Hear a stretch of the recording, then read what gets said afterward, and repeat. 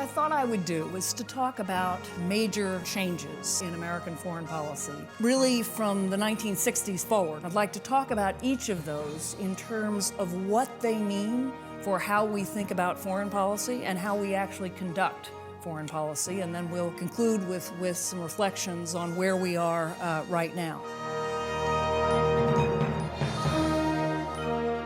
Ladies and gentlemen, good afternoon and welcome. I'm Jerry Beliles, Director of the Miller Center, and I'd like to thank all of you for being here this afternoon for this 2011 Ambassador William C. Battle Symposium on American Diplomacy.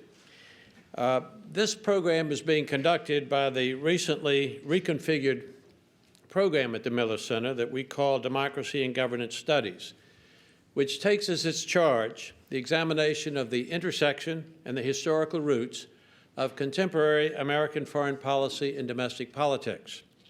The program accomplishes this through events which bring together scholars, politicians, policymakers, journalists, public intellectuals, students, and the general public for the purpose of discussing some of the most important issues confronting the governance of this country. And in light of this country's continually evolving responses to recent democratic activities in the Middle East, it is difficult to envision a topic more important and more timely than the one we are discussing today, which is entitled The Turn: Reflections on American Foreign Policy, 2001 through 2011.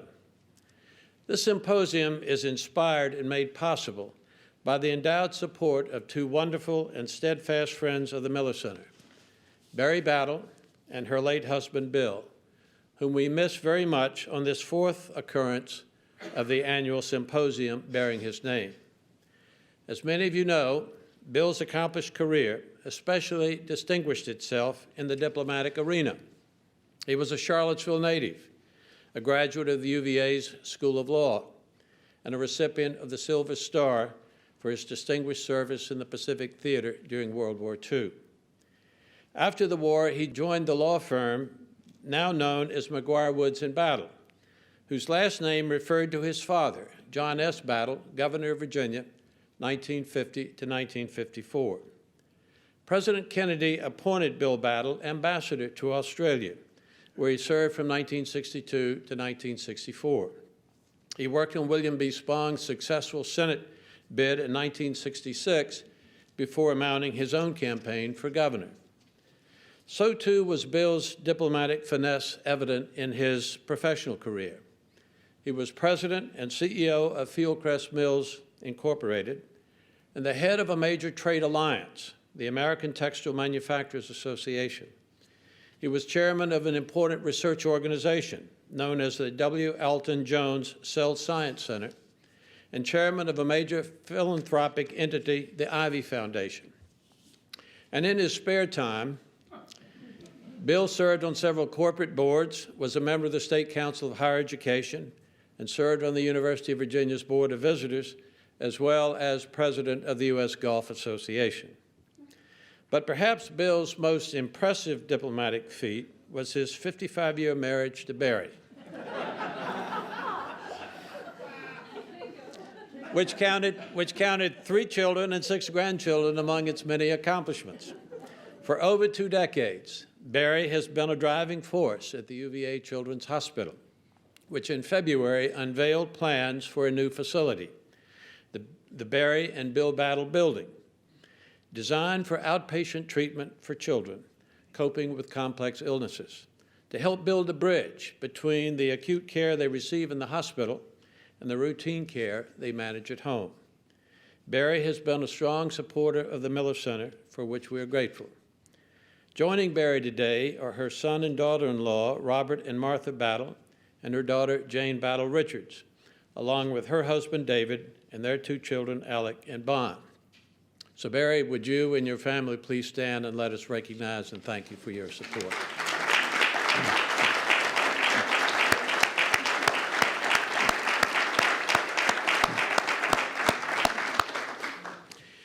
We are delighted to have arranged a homecoming of sorts for today's distinguished speaker, Anne Marie Slaughter, herself a native daughter of Charlottesville. When this program concludes, There will be a very informal, light reception for her that will take place in the hyphen area just outside the Scripps Library. I will now turn these proceedings over to Jeff LeGros, professor of politics at the University of Virginia, and who holds the Randolph-Compton Professor Chair here at the Miller Center of Public Affairs. Once again, thank all of you for coming, and I would ask you now to turn your attention to Jeff LeGros.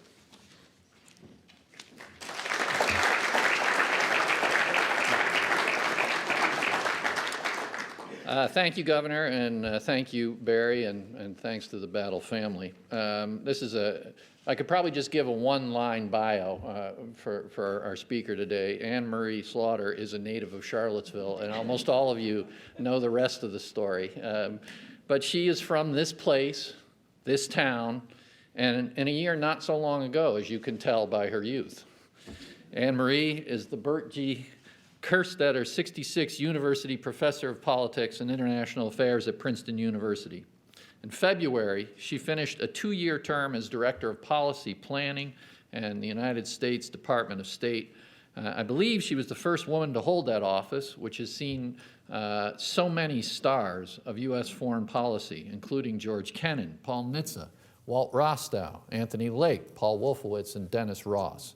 She was the lead force in her 2 years there behind the State Department's first ever quadrennial diplomacy and development review that really offered quite a new architecture for U.S. foreign policy. Prior to her government service, she served as Dean of the Woodrow Wilson School of Public and International Affairs at Princeton University and contributed, perhaps led, a renaissance in Princeton's strength in international relations. She's also held professorships at Harvard University and the University of Chicago. Anne Marie Slaughter is a scholar of both international law and international relations and has been one of the leaders in bringing those two fields together. They are often studied almost completely separately. She writes and teaches broadly on global governance, international criminal law, and American foreign policy. Among her many publications, she's the author of The Idea That Is America, Keeping Faith with Our Values in a Dangerous World, and A New World Order, Government Networks and the Disaggregated State. She co-chaired the Princeton Project on National Security and served on the Miller Center's National War Powers Commission. And here's what I really appreciate about her official Princeton biography. Slaughter was raised in Charlottesville, Virginia by her American father and Belgian mother.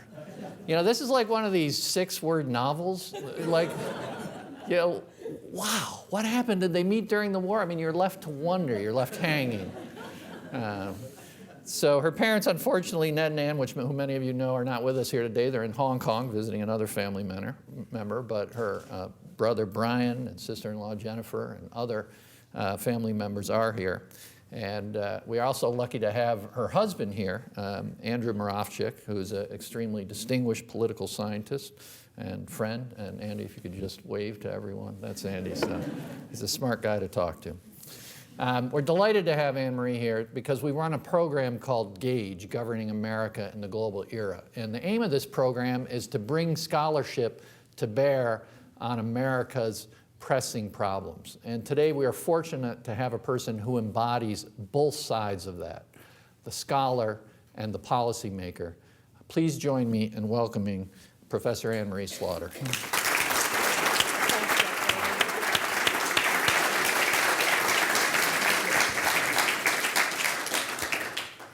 Thank you. It's great to be home.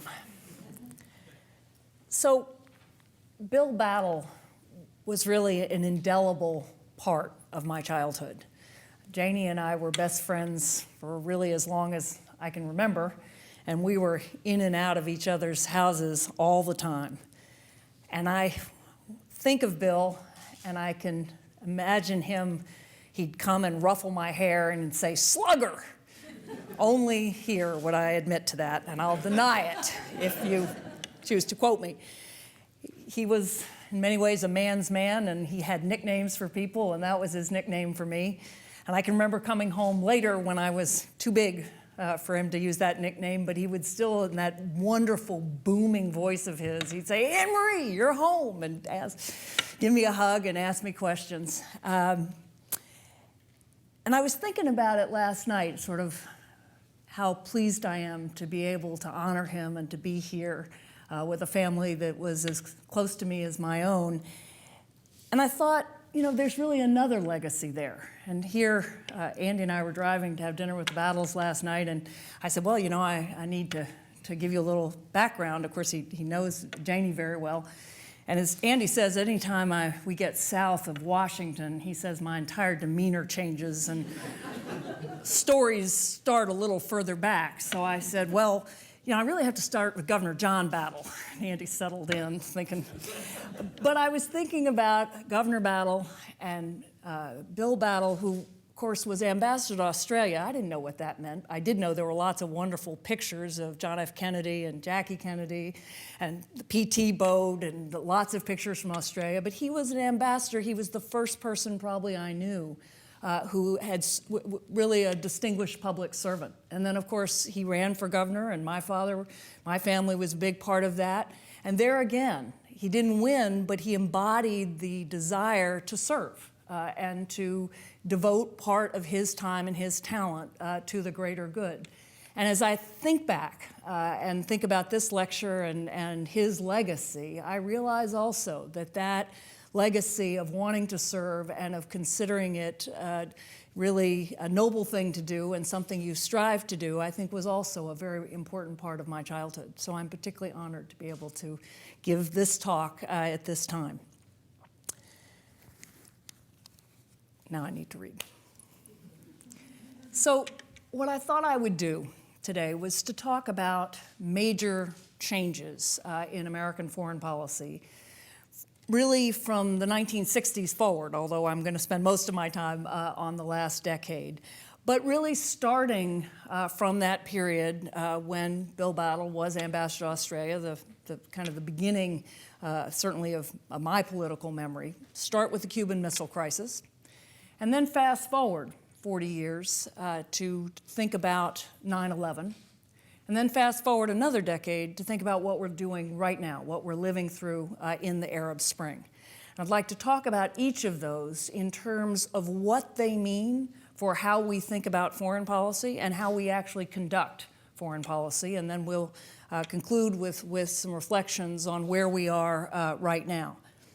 So I teach a class at Princeton on national security, and I recently assigned the movie, or assigned, we all watched together, 13 Days. And if you haven't seen it, I definitely recommend it.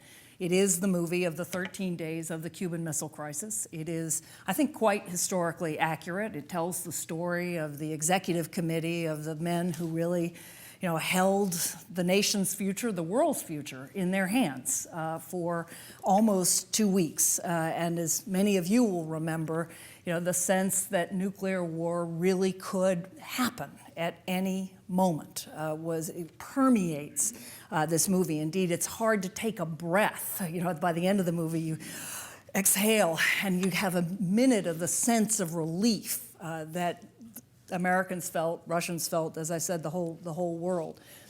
And we watched this movie, and of course, my students are 18, 19, they were 10 or 11 during 9/11, so the Cuban Missile Crisis might as well be World War I to them.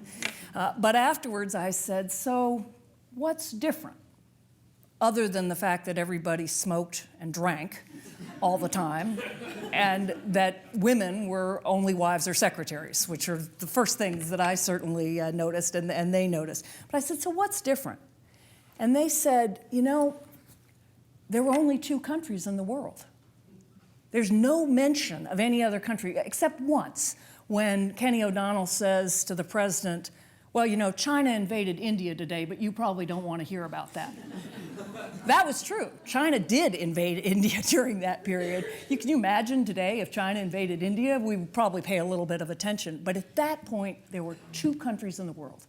There was the United States and the Soviet Union, and that was essentially it in terms of what we had to think about of our foreign policy. So that's the first thing they noted, that it was only really two countries. And you'll recall, that's the famous, in the movie they repeat it, and we all know it, that at the end of the crisis, when it's clear we're going to get through, Dean Russ says we were eyeball to eyeball, and the other guy just blinked. And that's exactly that vision of these two powers right there. Diplomacy was the relations between them. So that's the first thing that my students noticed. The second thing they noticed was there was absolutely nobody other than governments. There's nothing in the Cuban Missile Crisis in the books or the histories to suggest citizens groups or various other public figures who've been back and forth. There was almost no contact between the two societies. And the third thing they noticed, which is consistent with that, there was no direct communication. This is all through ambassadors. Today, of course, today there'd be video conferences, but we didn't put in the hotline till after the Cuban Missile Crisis. So, my students live in a world of complete connectivity all the time. The idea that you couldn't contact somebody anywhere in the world instantly is absolutely unheard of. So that they noticed the sense that there was only governments, there was no communication, and there were really only two governments that mattered. And really, if after the Cuban Missile Crisis, and this was the world I grew up in, right, the Cold War world of foreign policy and of diplomacy,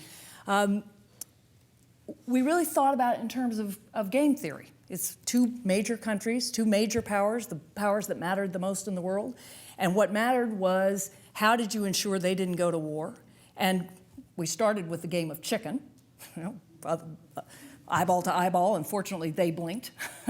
But then we moved gradually to a sort of more cooperative relationship where we were constantly working on deterring them, but also ensuring that we both had a greater stake in cooperation than conflict, because conflict meant conflagration.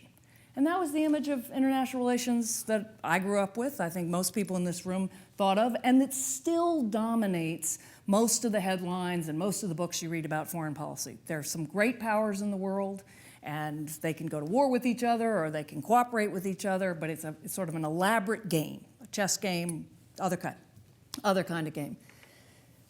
High-stakes poker with a limited number of players. So that's the Cuban Missile Crisis. As I said, it's a world that was obviously the world we lived in until 1989. It's a world that is completely foreign to our students today. So then move to 9/11. Again, like the Cuban Missile Crisis, we can all say where we were when we first got that news. We didn't know who hit us, at least not initially.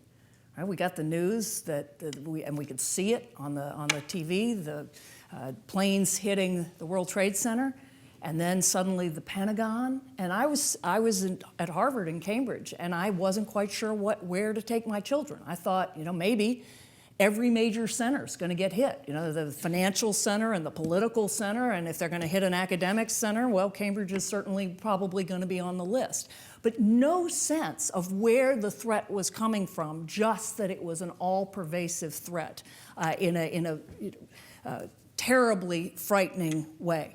And there was no government to negotiate with, right? I mean, Al-Qaeda took credit, and we did invade Afghanistan, but there was no government for us to engage in the kind of diplomacy that we had in the Cuban Missile Crisis, and you certainly weren't going to be able to do that with Osama bin Laden, and even if you'd had any kind of communication.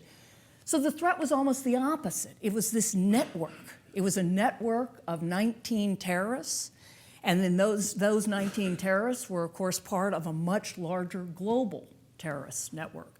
And if you decapitated any one of those terrorists, it wouldn't matter because another would take its place. I just read a study that even if we'd been able to stop Mohammed Atta, who was the lead terrorist, he was the one connected to everybody else, it wouldn't have mattered. Another one of those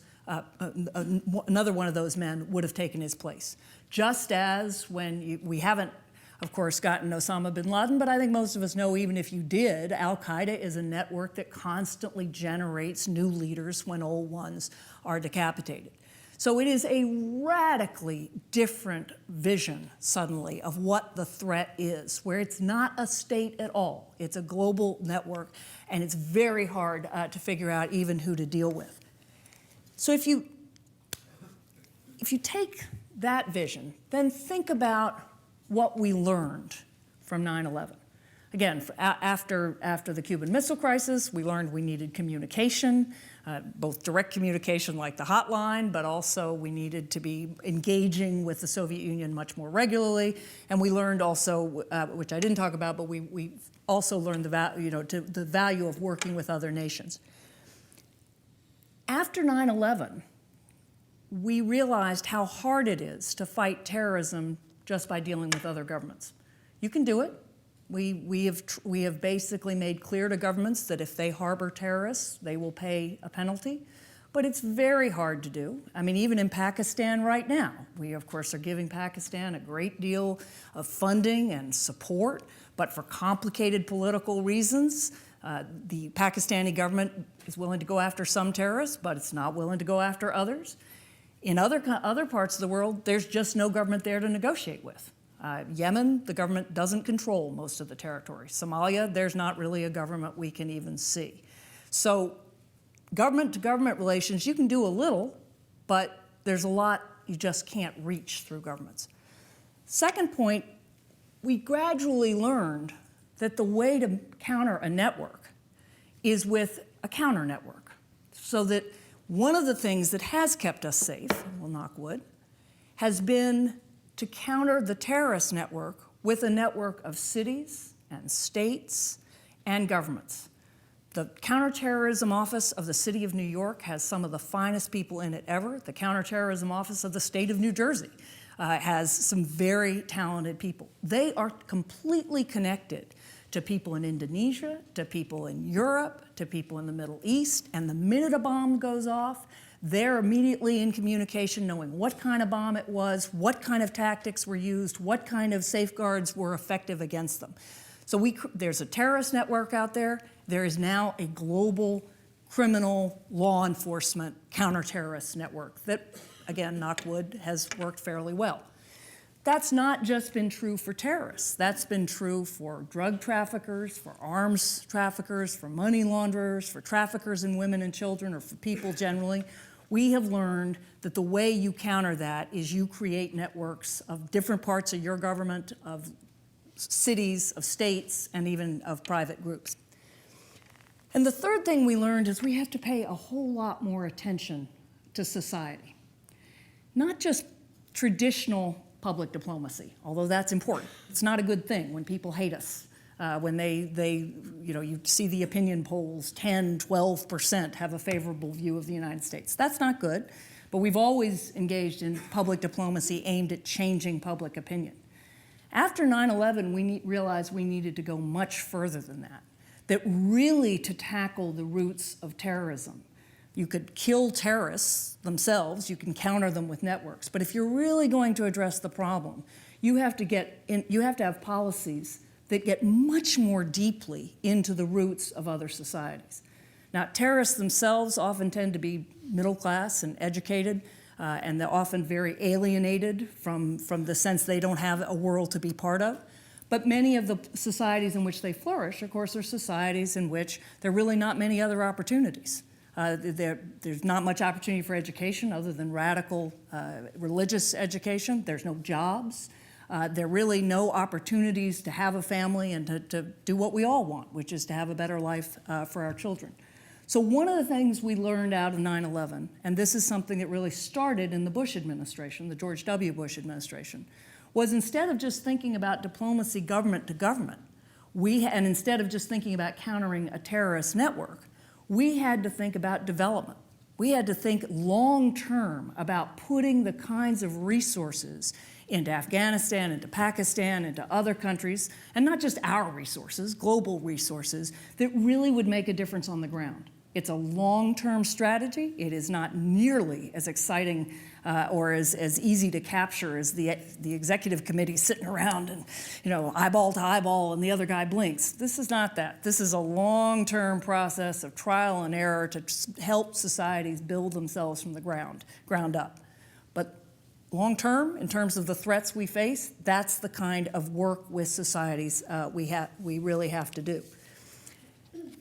So if you think about, again,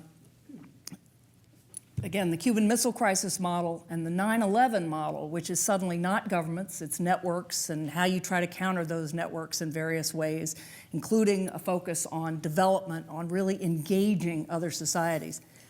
Then you come to where we are today. Again, a decade on to what we are optimistically calling the Arab Spring. I do think it is a spring, but as I'll say, it's going to be a long road. Here again, we have networks, but these aren't global criminal networks, or they're not primarily. They're obviously in some countries, Al-Qaeda is there, but what we're seeing as the forces that are changing our world are youth networks. They are networks of social media. I've recently discovered Twitter. I was talking about this. I am connected to 400 people on the ground in Bahrain, in the United Arab Emirates, in Egypt, in Libya, in Tunisia. These are people I don't know, but they connect to each other and they connect to me. They are telling each other what is happening about what in real time. So-and-so just, the government just fired in this square in Syria. And of course, in Egypt, as we know, they used Facebook and Twitter and other kinds of social media to coordinate when they were going to demonstrate, how they were going to demonstrate, to block or to counter the government's efforts to shut down information. It's a classic example of a small event having enormous consequences. In science, people have been talking about this for a while, that we're in a world where little tiny things can suddenly have huge impact. Way to think about it here is one vegetable seller in Tunisia decides he's had enough and lights himself on fire, and 2 dictators are gone, and the head of Yemen has just announced he may be stepping down, and we have not begun to see the full ripples of that event. And that's because they are connected through networks, but these, as I said, are social networks. And again, if you talk to the Egyptians, they'll tell you the Tunisians gave them advice on how to do it. If you talk to the Tunisians, they'll tell you, let me make clear, I'm not personally interviewing the activists in the streets, but those who are, the Tunisians will say, we learned a great deal from the Serbians who overthrew Milosevic. And they taught us how to turn a Facebook page, or tens of thousands of people who support you on Facebook, into an actual demonstration on the street that would last. So that's going from Serbia to Tunisia to the Egypt to the Gulf to, I think, Syria, and who knows where it will end. Now, that's really a problem from the point of view of the government-to-government model of diplomacy. So back to the Cuban Missile Crisis, and there we are, and there's another government. Well, here, we can do government-to-government relations. Those are the governments who are getting overthrown. That isn't actually doing us a lot of good at the moment. It's a problem because, of course, we've had long relationships with those governments. And I left government right before this happened, but even in January, we'd had a 30-year relationship with Hosni Mubarak and his government. And we had put in a lot of resources and time. And even if you disagree with the government, you don't just abandon them the minute there is dissent in the streets. And of course, we in the end worked with the government. We worked with the army. We worked to try to get them not to use force successfully. And then the government was gone. So our relationship, though, there is that the people in the streets see us, if not the enemy, they certainly don't love us all that much. They see us as having supported who they overthrew. And that's more or less the pattern in a number of Middle Eastern countries. So that's one problem. We have relations with the governments. That doesn't always help us. It's not quite so black and white, but overall. Second problem is when we do act as a government, we risk making it worse.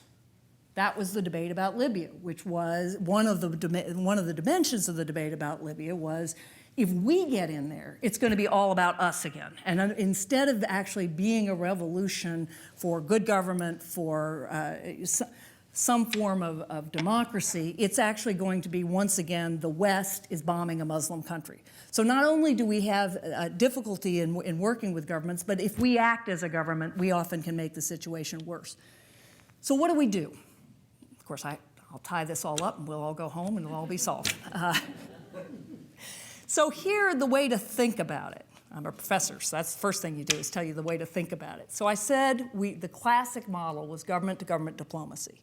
And that after 9/11, we thought about it as government-to-society diplomacy in terms of our engaging with networks. We were thinking about our government and how we engage, not with another government, but with society as a whole.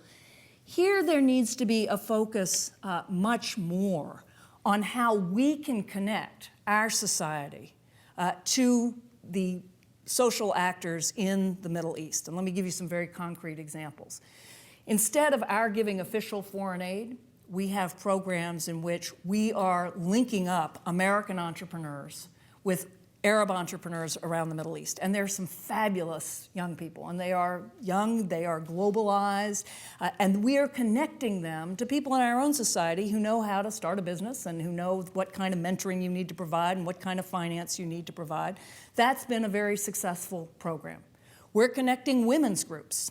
Again, it's not the government directly. We're connecting women's groups in the Middle East with women's groups in this society, in Africa, and in Europe.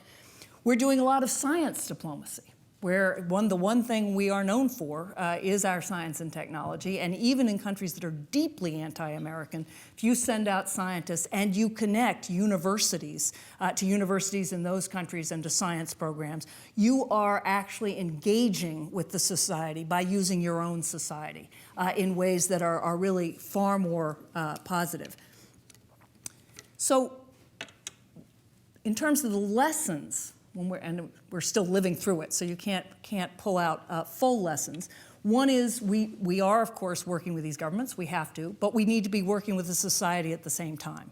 So we need to be working with the youth groups and the women's groups and the entrepreneurs, all those different groups at the same time. We need to be connecting our society to their society. And finally, this is going to be a bumpy road. If you think about it, we went through our own spring.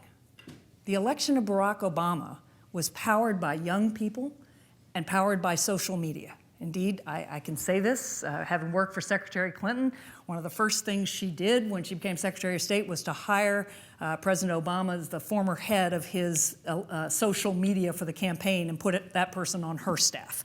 She understood very well that really understanding how you mobilize those networks was very important. It's not the only thing that elected Barack Obama, but it played a very big role. And what was their mantra? Change. Change you can believe in. Politics is going to be different. Look at what's happening in the Arab world. That's what they're saying. They want to change the nature of politics. Now, I am not saying that our government looked like the governments in the Arab world. It didn't. But I am saying you have an entire new generation connected in ways that they've never been connected before, who believe in change. And you're seeing that force right now in the Middle East, and you saw a version of it here. Now, the next part of that story is it's not so easy, right? It's easy to talk about change. It's very hard to change a political system, even in our own system, and we are a mature democracy. It's going to be a bumpy road in the Middle East. I think there will be some countries that succeed, but even the countries that succeed, it's going to be a while. And there are going to be other countries probably where we'll see another strong man or we'll see chaos, where we're really going to have a tough time before we see the emergence of the kind of government that many of these youth groups want. So let me close with as concrete a bottom line as possible. Last night I was instructed on no uncertain terms that I needed a concrete bottom line, so I will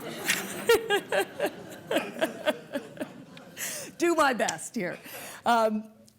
Essentially, the world of the Cuban Missile Crisis is still with us. Look at North Korea, look at Iran, look at China some of the time. It's not as if we've just left that behind and we don't have to still worry about other governments who are doing things that could result in our destruction. That is still there. That kind of hard-nosed government-to-government diplomacy is still there. As Secretary Clinton puts it, she says, look, diplomacy today, foreign policy today, is government to government, but it's also government to society, and it's society to society, connecting across through societies through all these networks. Now that is, as I said before, it's more complicated, it's not sexy, you can't make a movie of it, and it's really not what most people think about when they think about foreign policy. But it is the way that we are going to tackle the kinds of complex problems we face as a world. And there's good news. Definitely want to end on good news. The good news is the United States is the best placed country in the world to conduct this kind of diplomacy. We are open, we are networked ourselves, we are increasingly global. Our young people are the most global generation of Americans ever. We are a multicultural society. All those immigrants who are here now and going back and forth are connected in all sorts of ways. The government can facilitate those connections in ways for business, for social purposes, for political purposes. We are truly positioned to be the most connected nation in the world, and we can use that to connect societies to society. And the last part of the good news is that 50 years ago, Ambassador Battle had to be Ambassador Battle to do foreign policy. You couldn't do foreign policy unless you were in the government, you were an ambassador, you were a assistant secretary or a lifelong career diplomat. But that's not true today. Ambassador Battle's grandchildren, my godson Bond Richards and Alec Richards, who's here at the university, have as much chance, whether working through NGOs, working in business, working in social networks, to participate in the kind of foreign relations that this country is both pioneering and must pursue to address the problems we face as many high government officials. So it's a much more complicated world, but we're very well placed to succeed in it, and this next generation, Bill Battle's grandchildren, can be a part of it without having to be an ambassador. And that is a legacy I don't think Bill might have known was there, but it is definitely a part of the legacy he left. Thank you.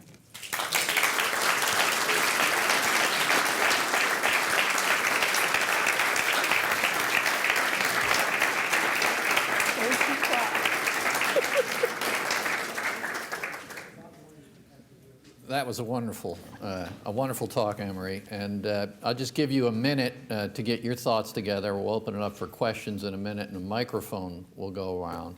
But let me just kick it off with a couple responses, and the responses are related to this bridge between the turn to this new world and the old world of states. So the bridge between a world of networks and a world of states.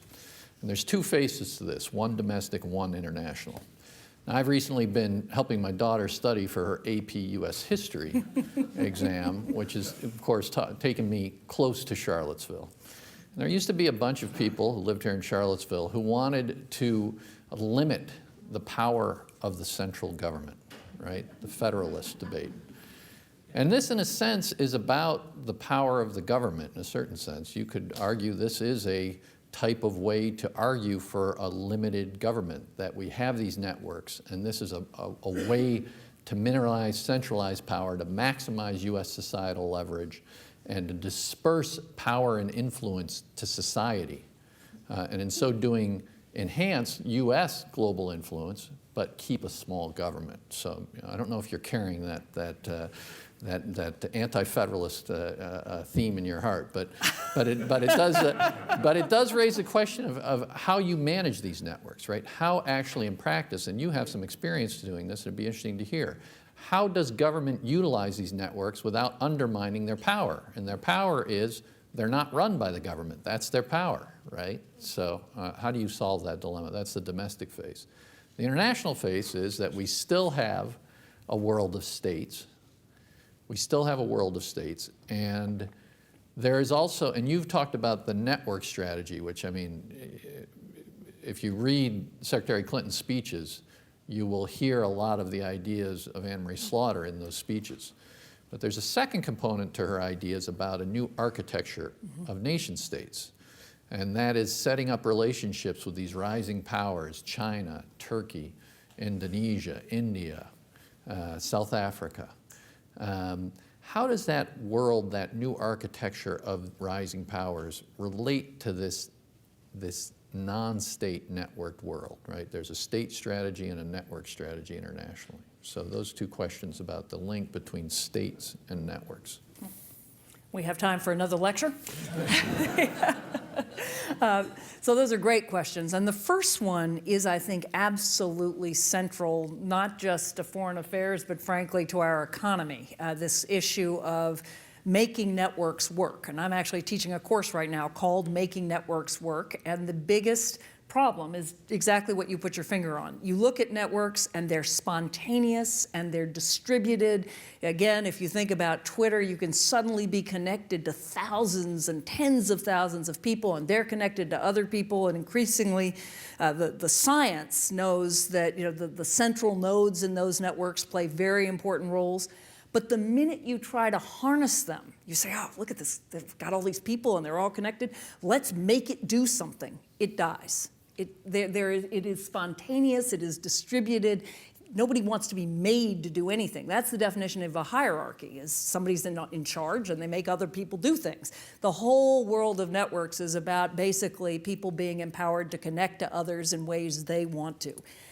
So in the first place, there's a paradox. There is, however, a way to orchestrate networks and to, interestingly, it's the word of art, from art, to curate networks. In the literature on networks, what you can do is be the platform that networks can use. And you can connect. You can help people connect to other places. And you can shape the network by, let's say, I know that actually it would be very valuable for a group of people who are studying entrepreneurship to be connected to people in Silicon Valley. And I happen to be that connector. You can make it easy to connect to certain places, and you can make it harder to connect to other places. But that question of how you take the spontaneity of this form and the tremendous ability to engage literally everyone in the world. I mean, in theory, we can now communicate to every single person in the world who has a cell phone. You could send a text message to every single person who has a cell phone. That's about 4 billion people. That's a lot of people. But how you then take that and figure out how to use it without killing it is, it's beyond me. It's a question I'm asking. I hope lots and lots of people will be asking. From what I can tell of the literature, they are. The second question of how you connect that world to the more traditional world is also central. And you heard me, I kept saying the world of the Cuban Missile Crisis is still with us. It'd be easier if that just dropped away and we had a new set of problems, but it doesn't work that way. It's additive. We still have those problems. We still have the 9/11 problems, and now we got a whole new set of issues raised by social networks. The way I see it is you design that architecture in ways that, first place, does make it more inclusive. So we do need to bring more nations into the institutions we have. And then we need to actually use those institutions to strengthen the room in society for these networks to grow up. And you are seeing that. One concrete example would be Secretary Clinton's speech on internet freedom. So we're trying now to establish a set of rules globally on the right to connect, the right to be connected to the internet. You could use international institutions with lots of members to actually enforce those rules in ways that will make it possible to have more of a social network strategy at the same time. On the issue of the networks as opposed to official organs of information for the United States. Once upon a time, as you well know, we had a United States Information Service. We also had Radio Free Europe, while not with necessarily with the U.S. armband on it. We've had a number of organs that have since gone out of business. There is no USIS. Have we lost something? And having made that decision, is there a need to recreate it? Because I see part of your argument is we'll get our point of view across through individual representatives of the best in America. But there's no USG license plate attached to that. Should there be? Do we lose something? If we don't have it, do we get it in another way? I really think that you need something that makes it clear that the United States is not the demon that everybody thinks it is. So I have two answers. One, we're not going back to USIS and that kind of investment, but we have at least taken the view that we have to respond to what anybody says about us in any foreign newspaper. I mean, truly, we had a sort of 8-hour response cycle to a 24-hour news cycle. It wasn't working very well. I mean, for 16 of those hours, you could say anything you wanted about the United States and nobody'd respond. And then when we came online, we would answer you those remaining hours. So Secretary Clinton and Judith McHale, the Undersecretary for Public Diplomacy, have invested a lot into whatever the allegation, we answer it. It may seem preposterous. It may be in a small newspaper that we don't think people read, but we answer it. And I do think that has to be directed centrally, although it also means giving much more independent power to the embassies, because they can't wait and call us back in the middle of the night to say, hey, can I respond to this allegation by a Pakistani politician? You've got to let them respond, so you have to give them more power, and we're doing that too. But on the other hand, we are doing more through social media, and I'll give you a very concrete example that I was talking about last night. There is a senior strategist for National Public Radio who decided a couple of months ago that he was on Twitter and he was receiving information from lots of people in the Middle East. And he has become a one-man filter for information from across the Middle East. There was a piece on him in the Washington Post. His name's Andrew Carvin. He tweets sometimes 1,000 tweets a day. But what I can tell you is that activists in Egypt, in Libya, in the UAE, in Bahrain, they all know him. They write him by name because you can follow the messages and they say, Andy, please resend this, or here's a video that just got taken of this demonstration in this city in Syria. To a generation of activists, Andy Carvin, this guy who's at NPR, who's not connected to the federal government, has played a vital role. And if we can, that's what I meant when I said, anybody can participate in ways that just weren't possible before. And I think if we educate our young people to think about playing that role, that'll be worth 10 USIAs. Questions?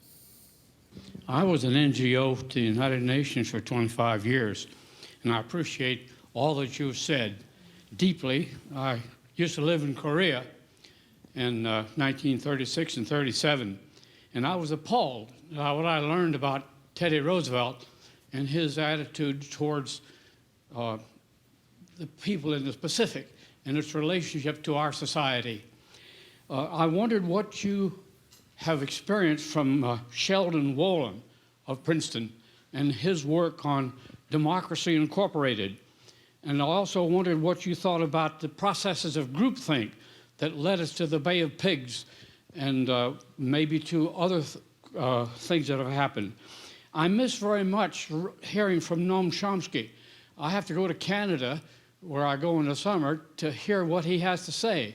He seems to be marginalized in our country. Not that I agree with him, but that he's a brilliant MIT scholar, and we don't seem to neglect the people in our society who have something to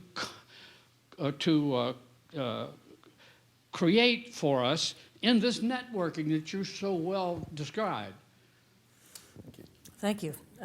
So actually, I'm feeling very guilty as I was listening to you, because I signed up for, I took Sheldon Wolin's, he was a wonderful scholar. He offered a class on radical thought, and I dropped it after 2 weeks because there was too much reading.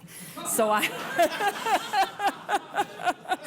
feeling a little guilty on that score, but he did have a big influence on a lot of people. Nobody told my kids that. I think actually, again, and I'm not a Pollyanna. I don't think the internet is all good things. It's also responsible for many, many negative things. But again, I do think there's a very lively debate that engages the work of Noam Chomsky, of many much more critical views of the United States than the official line. And I actually think that's a very good thing for other countries. I mean, one of the things I'm always proud of when I travel is people will talk about Watergate, or they will talk about the Pentagon Papers, and they they sort of think, how do you deal with this in your society? And I always say, look, we are far from perfect. What makes us strong is an ability to expose our own defects and our own hypocrisies. And so for other people to see that happen and to see American scholars excoriate the U.S. government is not a bad thing. And typically their country needs a lot more of that. Actually, we got one in back right there, Kyle, and then I've got a list going, so I've got you. Thank you. Just raise your hand if you'd like to get in on it. Yeah. I just wanted to ask your opinion on what you think is at stake with the kind of ongoing budget battle in Washington right now. The Republican budget seems to be kind of eviscerating the State Department's at least foreign aid budget, while Obama's proposed budget, is slashing a lot more from defense than even Secretary Gates seems to be comfortable with, and he's, to date been, pretty open to the idea of reducing the defense budget. So what for you is at stake, given what you've spoken about with this kind of more networked diplomacy? Will these cuts in the State Department budget actually reduce our ability to kind of harness these networks and conduct diplomacy in the way that you see it working out in the 21st century? Wow. So it's a great question.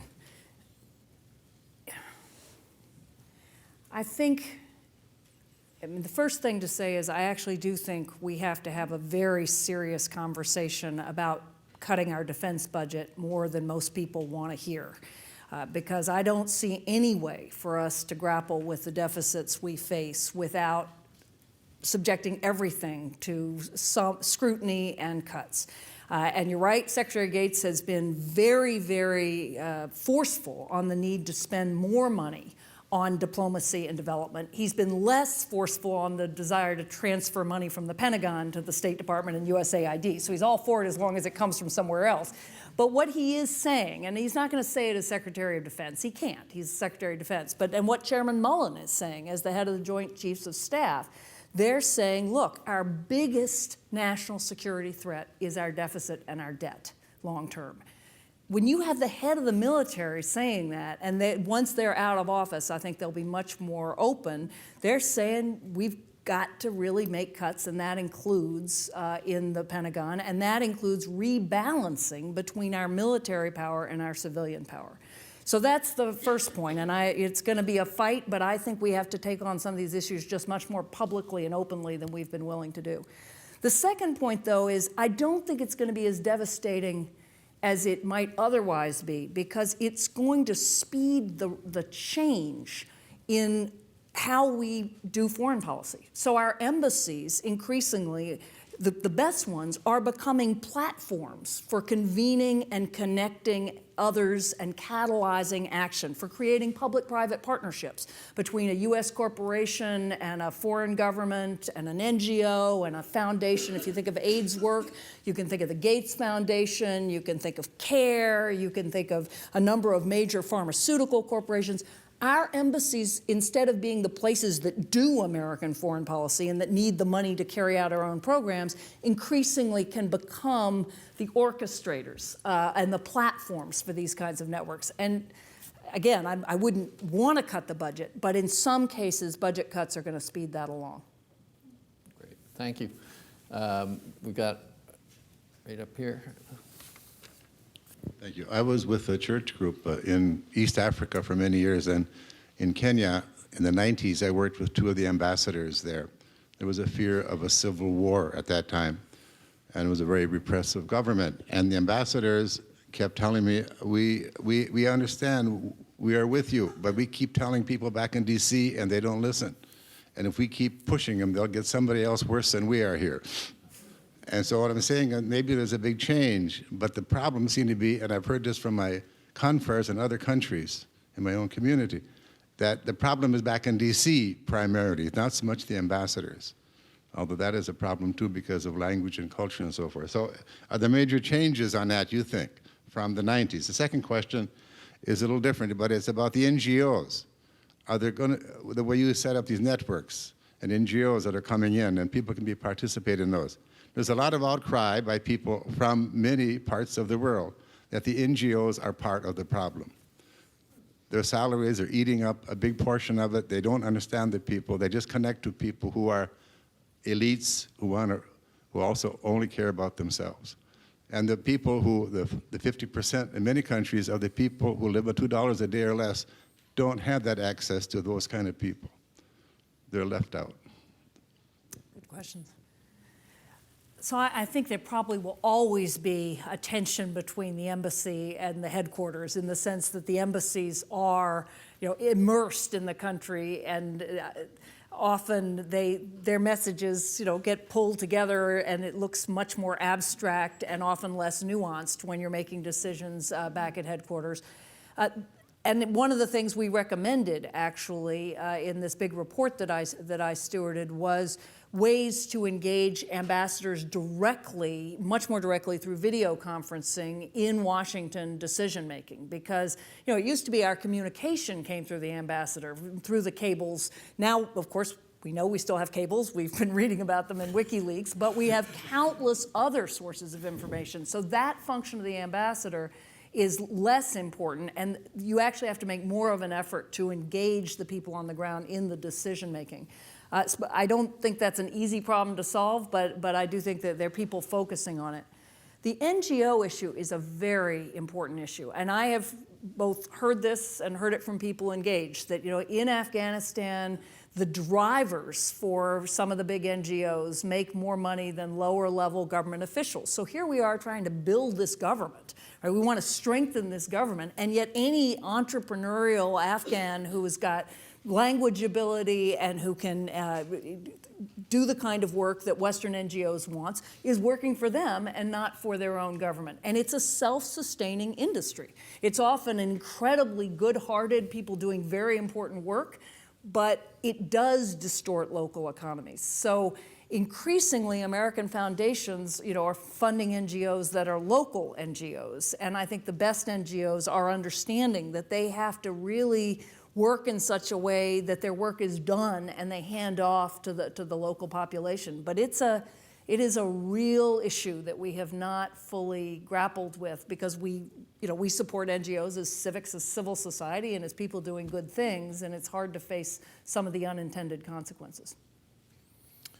Great. Questions down in front, please. Yeah, Anne-Marie, the arc of your life is driving this question, and I'm a doctor, so a lot of this stuff is way out of my intellectual zip code.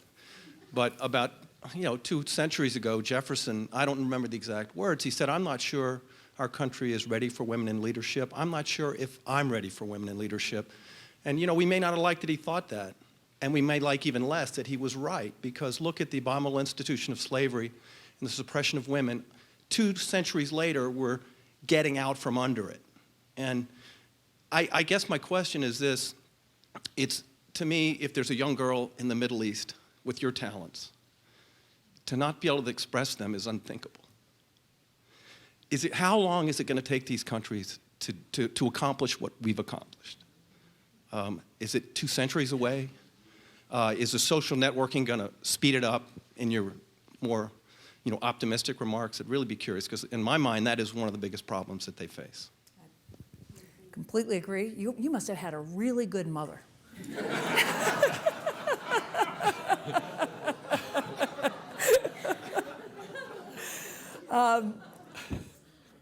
Well, so let me just say a couple things. I mean, and this is the right audience in which to say it. In this country, we've changed with astonishing speed.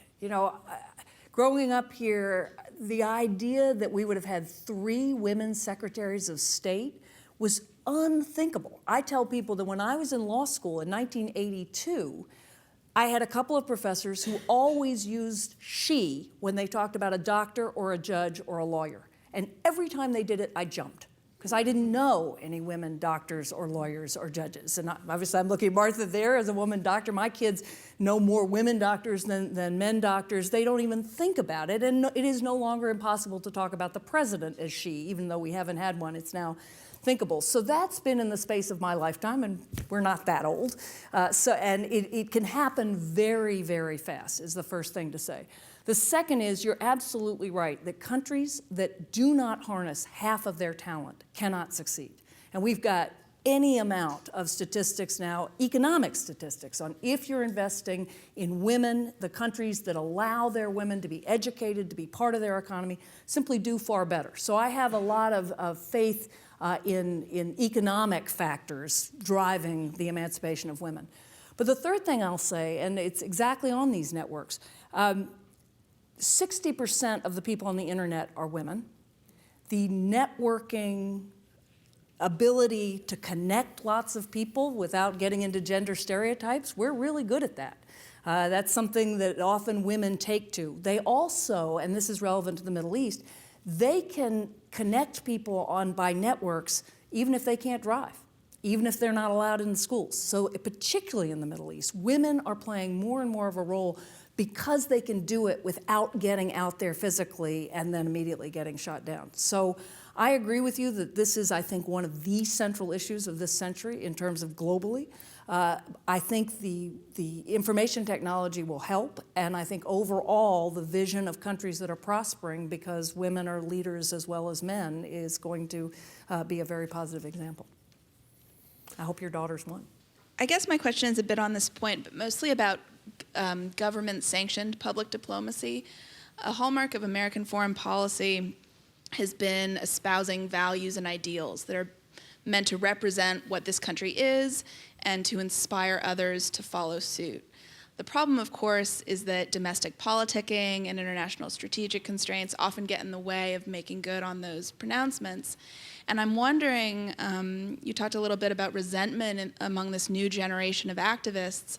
Are we doing more harm than good in continuing to speak about these broad ideals in American foreign policy? Would a turn to a more pragmatic, issue-specific, contextualized discussion of foreign policy goals maybe reduce the resentment that we've seen abroad? Oh, that's a great question. And I was saying earlier that one of the major reasons I supported the intervention in Libya was that I said, you can't have two administrations go to Cairo and make big speeches about democracy and human rights in the Middle East, and then the first time we're actually being asked to intervene, we say, no, sorry, we're not going to do anything. And it really was a sense that if we don't live up to our values when we can, and politically it's very hard to do that, but this was a case where internationally we could, we're just regarded as hypocrites. It's worse than saying nothing at all. And that's sort of your point.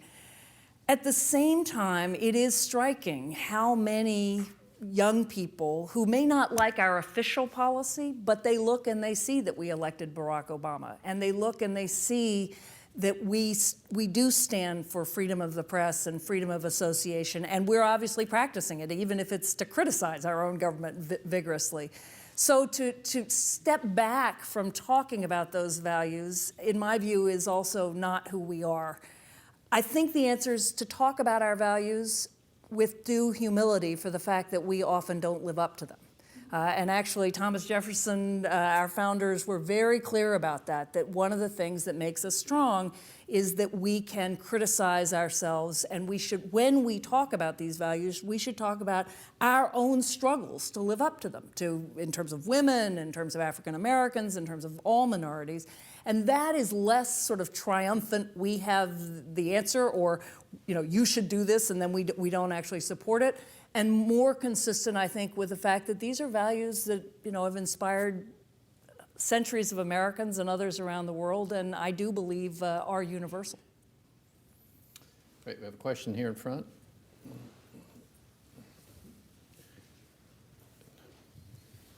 As I'm listening to you and hearing you refer to connectedness and social networks, I'm reflecting on the fact that when David Brooks was here last week, he made the comment that he wished Paul Ryan and Barack Obama could sit down and talk to each other, that as far as he knew, they had never spoken to one another. Now, we can think of lots of examples also of people who don't seem to be speaking to each other, who are in prominent places. And so I'm wondering how this plays out when you refer to the social networks, and whether, in thinking of it, I'm wondering if you hit a stone wall, if there's a point at which the word gets up so far, but then hits a stone wall and isn't transmitted any further. That's a great point.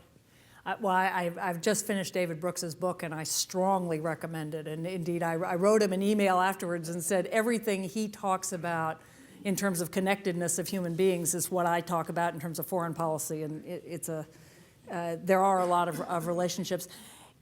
I think that's true now in the sense I often find myself, I'll find something on Twitter and I will send it to my former employer, her immediate staff, because I know that in many ways it's sort of a parallel world. There's this, because it's mostly younger people, and there is, at this point, I think still a very different foreign policy world at the top. And part of what I hope to do out of government is to try to break down those walls a little more. That said, it's going to change with time and is already. I mean, if I give a talk like the one I just gave at the State Department, you can see the generational divide in terms of the younger Foreign Service officers will be nodding vigorously the whole time. And that will not necessarily be the reaction of some of the more senior Foreign Service officers. So I do think actually this connectedness, this awareness of the ability to mobilize networks that's where our children are. One of my friends at the State Department, calls them digital natives. And that's basically right. And I'm not a digital native. I'm a digital tourist, but I'm doing my best. So it's going to change. We've got a couple more microphones out there, but I'm going to cut in. Because I want to follow up. I thought that was a good question. And to put it more pointedly, is there a partisan advantage in networking? Does it benefit one party versus another party?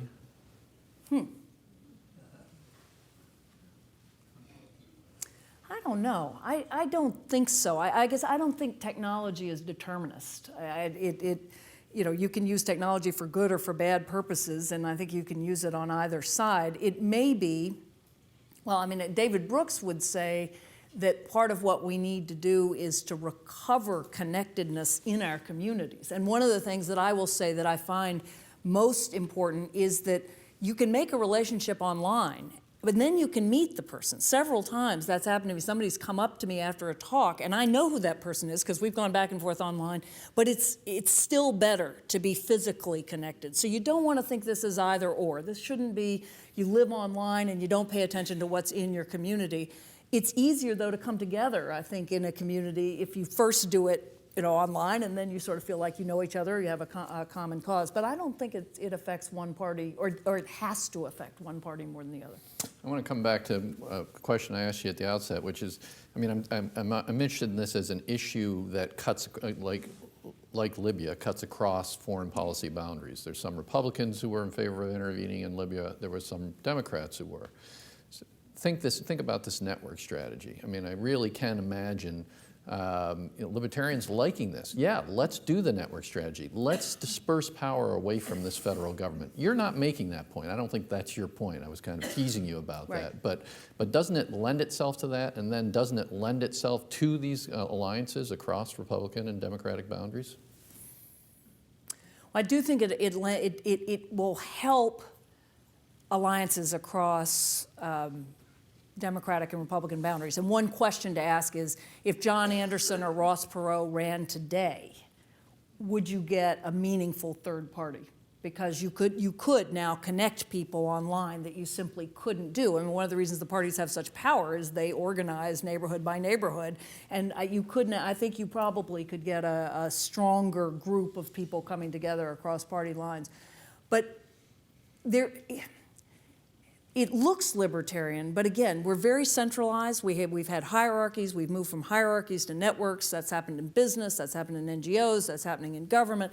But then when you get too far out, we were talking about this in terms of medicine. It's like when you get to the point where everybody's specialized and they're all doing their own little thing, then you need people to put the picture back together. And that's what I talked about, orchestrating or curating. You have a big need for people who look at all those little things and say, well, this is what the whole picture looks like. And government, for all its faults, still has more legitimacy doing that than a corporation, a particular NGO, a journalist, because government has to represent multiple interests. And so I think there's a different role for government, but it's still a vital role. And even, again, because there's this distributed character, but then you have to bring it back together.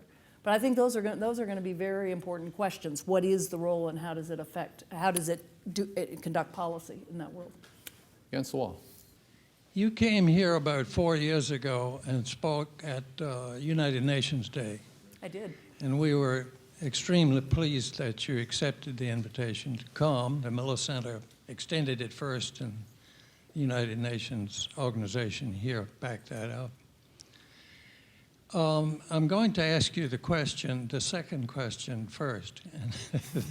That has to do with how you see the United Nations, or maybe 200 years from now, a world government fitting into the overall picture of the world. Second, I want to tell people that this is a wonderful book, and I'm sorry that there are not more out here for sale. And I don't want to hurt the sales of the book, but if you just read the preface, you will be thrilled. I just reread it, and it is a wonderful little document in itself, particularly of the colonel or general or whoever it was who carried the flag out. Yep. I saw some of those prisoners, and I could share that feeling. Anyway, my main question has to do with what you think of the role of the United Nations of the future. Is that a past thing or whatever? I happen to think it needs to be stronger, but anyway. Thank you. And thank you for complimenting my book. So I do think the United Nations needs to be stronger. One of the things that we focused on was the need to have not only the United Nations stronger, but regional organizations be stronger. You know, in Africa, you need a strong African Union. There are many, many problems that we cannot deal with. Even with all the resources and political will of the world, we can't do it. And ultimately, you have to have the regional organization be able to take much more responsibility. Same is true in Asia. We've spent a lot of time trying to strengthen Asian regional organizations. And globally, again, you saw that with Libya. It was very important to have the United Nations, to have the legitimacy of the United Nations, to have the ability to come together in one forum. I think we are at a pretty critical time in terms of either we reform these institutions and let others in. I mean, there's no chance that in 10 years or 20 years you can imagine, you know, a Security Council that doesn't include China or Russia or Brazil or Turkey. I mean, there's no Muslim country on the Security Council. The idea that you know, India's not there, it's just not thinkable. So ultimately, those countries are going to make their own institutions if they can't be part of the ones we created after World War II. And it seems to me very clearly to be in our interest to find a way to let them in. Of course, a lot of that is sort of back and forth between us and the Europeans, because you know, you have France and Britain there, and they don't particularly want to give up their seats. We don't want them to give up their seats because they vote with us most of the time. But you're going to have to negotiate that. So I think it is very important to strengthen those institutions, and they have to work with the more networked institutions, which was Jeff's question. I don't see a world government. I think we need to be able to do things collectively internationally, but I just, you know, maybe that's the Jeffersonian in me, locating real coercive political power that far from the people. You know, we got our local government and our state government and our federal government, and having government at that level, I don't think that's something that I can imagine people accepting or working very well. But you know, Thomas Jefferson would have said that about the UN, so I'm fully prepared to be proved wrong. Great. Right in front. 3 years ago, Professor Cass Sunstein, of Harvard Law professor, co-wrote an article where he and his co-author talked about a danger within the United States of networks becoming too ingrown, you know, that the information just feeds within the network and they don't look beyond the network, and it could be that the information they're circulating is not true. So he was concerned about that, and in the article he suggested a possible government role of infiltrating those networks, and this is a Referee Journal article, you can find it out there, of infiltrating networks and disrupting them by causing, you know, getting in positions of power within the network and providing other information that disrupt those networks, cause disagreements within the networks. And when that article came out, there was concern expressed, well, now he is the information czar for the Obama administration. So when he was appointed to that, I don't know, about a year ago, I think he was appointed, we haven't seen much infiltration, I guess, but the question is, what is the balance? And there is a concern among people in some of these networks that Cass Sunstein is in this role now after writing that article, then hired by President Obama. Cass Sunstein used to be my colleague at the University of Chicago, and he has many, many ideas, and some of them are great. Not all of them are great. I'm not sure that this is one of the great ones. I think I can say with some confidence, knowing him in Washington too, that that's not what he's doing with his position in Washington, and it's certainly not the position of the Obama administration. I think it does, though, come back to this question of how do you work within a world of networks, because at the same time, if you go back to Malcolm Gladwell's The Tipping Point, which he wrote, I guess, almost 20 years ago now, 15 years ago, he pointed out that the value of a network is actually that you're connected to people that you don't know. So the reason you need a network to get a job is if you just ask your friends, they know all the same people you know, and you don't get any new information. What you want is the acquaintance who is somebody you know, but who is then connected to other networks. And those networks are connected to still other networks. And that's how you actually get the information that you don't have that you need. The more recent work on networks really does demonstrate that there are these kind of central nodes, people who are kind of connectors. And the great example is in Stanley Milgram's experiment, where he had a bunch of letters from Kansas to Boston, and he said, get this letter. He gave the letters from people in Kansas. He said, get these letters to somebody in Boston. Took 6 steps. This is 6 degrees of separation. You'd think it would take much longer than that. This was just random. It was 6 steps, and half the letters went through one person. And there are these people, and we know them in our communities, the person who just intersects worlds, who might know the legal world and the medical world and maybe plays tennis and also is on the PTA. It's those people who actually play tremendous social roles. The reason I say that is that actually these networks that only talk to each other, I think they're less productive and valuable networks, and that over time, networks that have people in them that connect them elsewhere are more likely to flourish. But I would, if they want to just talk to each other, as far as I'm concerned, you do whatever you want in that regard. Got a question in back over here, please. My question was about one of the distinct things about the recent Libya intervention, at least to me, is its truly multilateral character, and that seems to be something that the Obama administration really, it was a concerted effort to make it multilateral, whereas a lot of previous post-Cold War interventions have been really American orchestrated and then bringing in subordinate allies to help execute what's already been determined largely by the United States. And this one really wasn't that. You see really true burden sharing and, from what I can tell, true multilateral decision making, where the United States doesn't always necessarily get its first preference or its initial preference for things.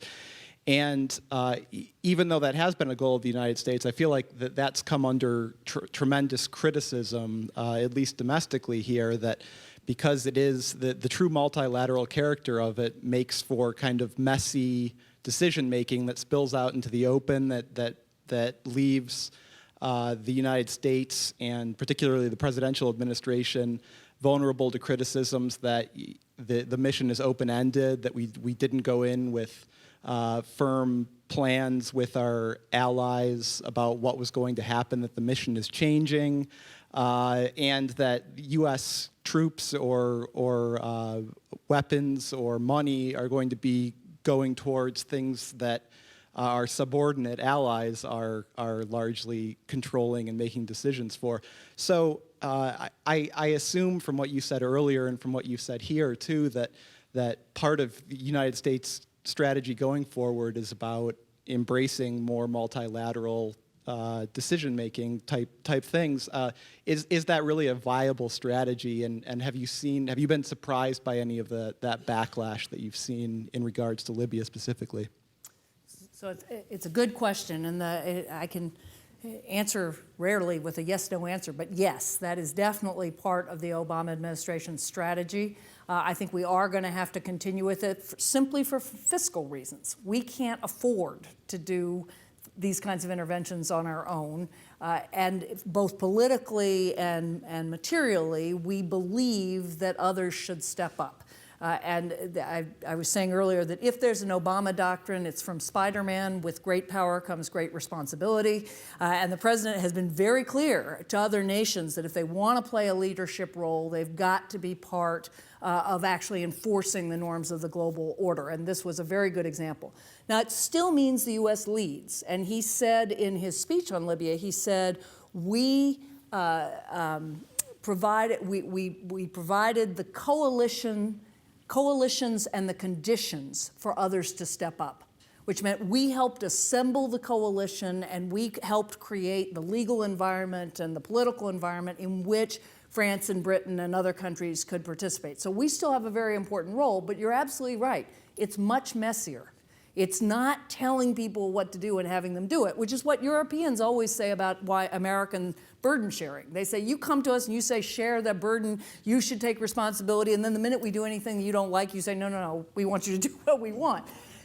You know, I would say that's more generally true of leadership in a network. And people in the corporate sector will tell you that too. You can't control it in the same way, but you get more energy, more ideas, more initiative, and you have to take this kind of shaping approach so that you're generally driving toward the result you want, but you can't micromanage. But I think that is the way of the future.